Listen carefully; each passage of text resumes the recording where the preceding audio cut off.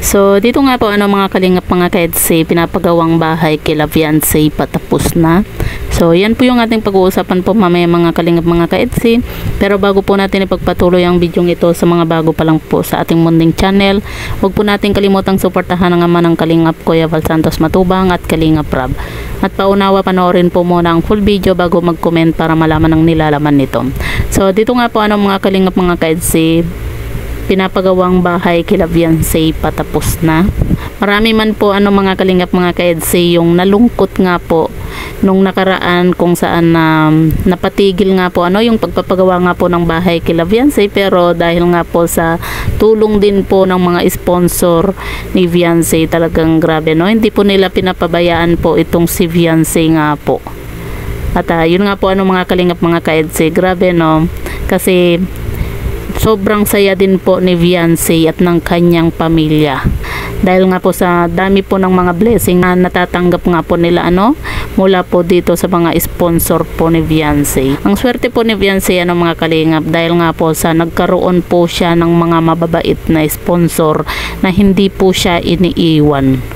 Diba? At yan nga po mga kalingap mga ka-EDSI, masaya po tayo dahil nga po sa malapit na po na matapos yung bahay nga po nila Viancy.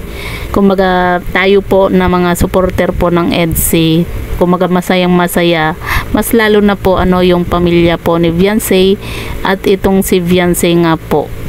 Alam po natin na sobrang saya po nila dahil nga po matatapos na rin po sa wakas yung kanilang bahay. 'Di ba? Kasi ito po yung pinapangarap po nila na yung makalipat lang po sila kahit na kubo-kubo lang, pero dahil sa pagmamahal po sa kanya ng mga sponsor, talagang grabe hindi aakalain ni Viancy na ganito yung blessing na matatanggap po niya simula nung naging love team po niya itong si Kalingap Edu. Kumaga lucky charm niya po itong si Kalingap Edu po mga kalingap.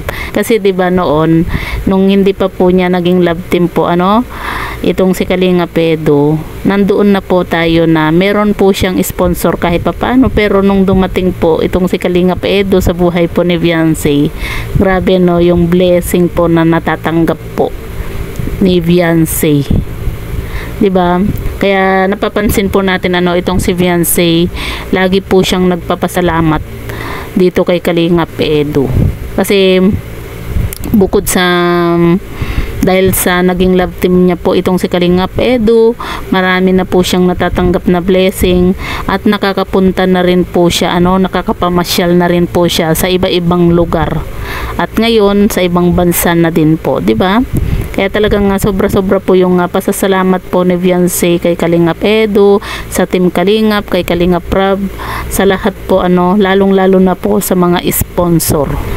'Di ba?